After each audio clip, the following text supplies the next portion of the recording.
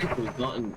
This is It Steals, a small indie horror game created by Seekers. It sees you exploring endless dark halls as you find blue orbs, avoiding what lurks in the dark. It's a very simplistic idea, but it makes the most terrifying game I've ever played, which I feel like I should mention. I am not the greatest when it comes to horror. See, when I was younger, I didn't have as much exposure to horror that I do now, and when I did, it would be creepypastas like Jeff the Killer or Slenderman, and horror games such as Five Nights at Freddy's. But even that would be enough to make me unable to sleep for the night. But It Steals is terrifying on a completely different level. The sounds and sights kept me terrified even after I put the game down, and on top of being terrifying, it's an insanely fun and addictive challenge. It also adds multiple modes to mess around with. While they all still hold the same goal of collecting the orbs to escape, each mode felt memorable in their own way, with their own monsters and gimmicks. Finally, with that out of the way, I really wanted to talk about all the different modes. Oh fuck! Of course, we have the classic mode. This is the mode the game drops you into immediately. Here we have a flashlight to guide our way, and we have to find orbs. We're also given a radar system to help find our way around. Upon opening up the radar, it takes a minute to get going, but once it starts, we can see the location of orbs and paths through the maze. However, we quickly find ourselves being stalked by something in the shadows. Luckily, shining your flashlight will scare it off. So, how does It Steals scare us? Here we have Legs. This is the basic enemy in It Steals, as he is the only enemy to appear more than once. While Legs isn't the scariest monster design, being just a box of legs, I really think the game's visuals and sound carry its design, with the pitch black darkness of the map making it difficult to see him coming, forcing you to listen to the sound he makes chasing after you. Let me tell you, you haven't experienced true fear until you hear him speeding after you from behind.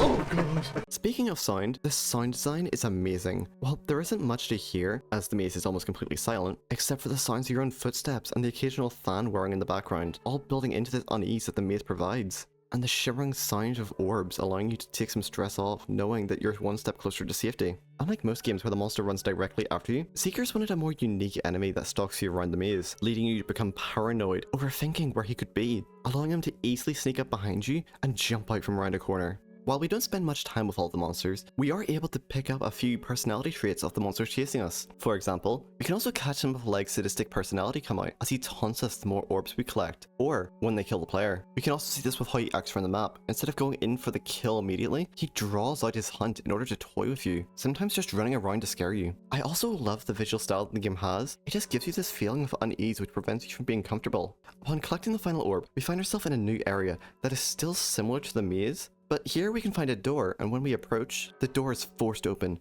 revealing an eldritch being reaching out to you, only for the game to end. Yep, and that's it. That's It Steals. Although Seekers did later add some new modes, and you know I have to talk about them.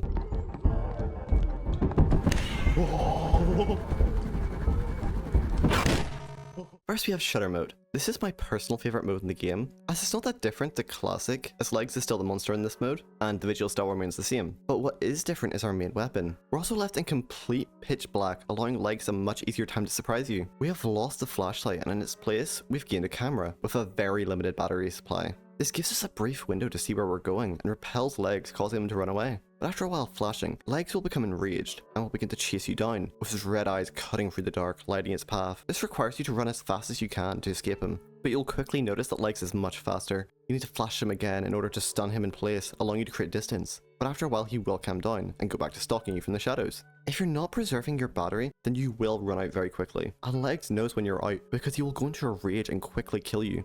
I love the part that follows you completing Shutter Mode, as you get to watch a slow PowerPoint slide on all the photos you had taken throughout the level. There's also calming music added that lets you finally have a moment to relax.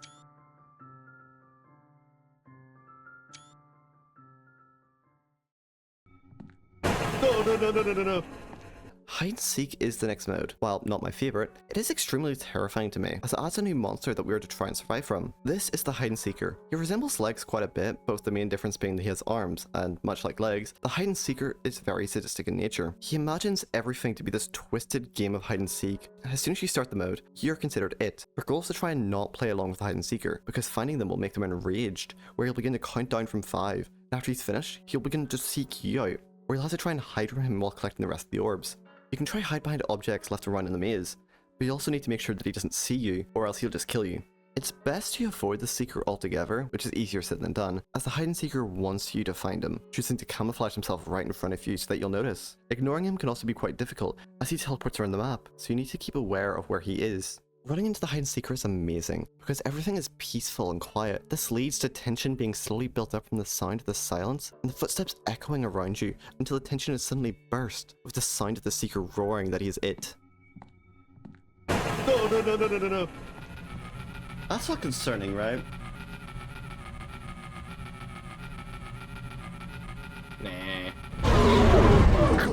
Next up, we have, in my opinion, the scariest mode in the game, the living halls. You see, a very fun fact about me is how I have at least some form of arachnophobia, as every time the idea of the wall monster jumping out at me came across, it would cause me to freeze up, unable to move. So, 10 out of 10. But this is the mode that probably is the most unique to me, due to the visuals of the map and the gameplay to avoid the enemies. Starting off, we're placed inside a vault, and looking around we can tell that there's been others in a similar position, due to scribbles in the walls saying phrases like, "When in sight, they don't bite, and take your time." There are also some drawings of something next to them. You'll also come to notice this Pip-Boy device strapped to your arm. But taking a step outside the maze, you'll quickly notice the walls are now covered in what looks like veins, covering every corner of the halls, giving the maze this weird organic feeling. Back to the Pip-Boy device strapped to your arm. Aside from being a countdown, it works as a sort of Geiger counter, beeping faster and faster the closer you are to your threat.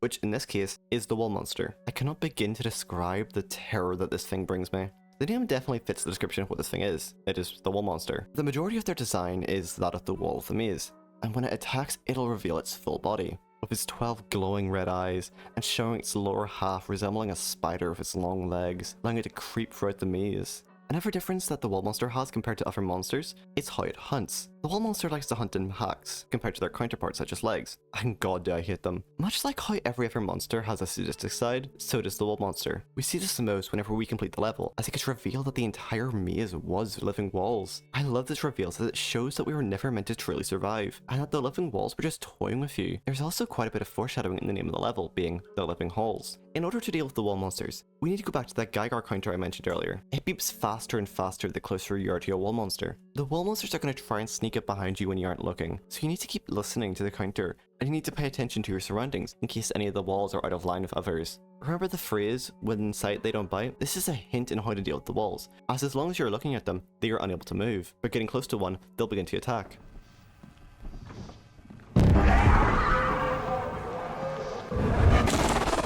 And with that, we reach our final level, the Phantom. The Phantom is very different compared to the rest of its deals. Unlike every other mode, there is no monster that you can see, as it's the Phantom, it's a ghost. And you're only able to see it when it begins to attack you. Not much is known about the Phantom, but what we do know is much like how you can't see it can't see you. And we know that the Phantom is drawn to sound made, but how are we supposed to know when he's coming? Well, the Phantom takes the empty halls of the maze and fills them with furniture, such as chairs, boxes, and wardrobes, both making it difficult to traverse through without knocking anything down and causing a lot of noise. This can alert you, telling you where the Phantom is, but it can also alert your presence to the Phantom. Something else to take note of is when the Phantom is nearby, it can still hear you making noise, whether it be the sound of your footsteps, you knocking something over, or your breathing.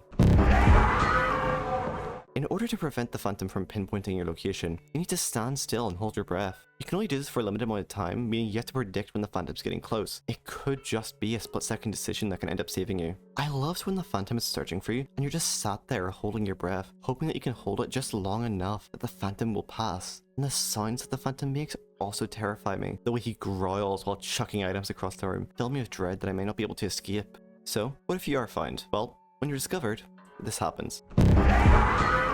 The Phantom roars out as you're finally able to see him in his full form. They take the appearance of this giant shadow monster flickering around, radiating this red glow. And when he starts to charge you, you can hear heavy thuds of the Phantom slowly growing louder. You also notice how the furniture is extremely difficult to keep running with how it blocks you. So how are you meant to escape from the Phantom? Well, you may have noticed these bars at the bottom left of the screen. These devices will scare off the Phantom, but they also come with some severe drawbacks. First of all, you can only carry 2 of them, so you have to use them sparingly, so it's best to try not alert them in the first place. Second is how they require charge-up time. This can be a long charge-up time, so when you're placing one down, you'll need to remember where you put it in order to lead the Phantom to later. I think of all the horror games I've ever played, none of them have really stood out to me as much as It Tales has. The visual style is very unique, as Seekers has this very distinct style, from the blockiness of the maze and the goofy designs of the monsters. You can see these types of things in their other games, like The Upturned and Lethal Company. I also really love how the game does horror. Every second I played was nothing but pure terror and dread. For example, when you're being chased throughout the maze. You can hear footsteps getting closer and closer, and the sight of this red glow slowly coming into view. I love how it builds dread as you know you're never going to be able to run forever, knowing it will catch up.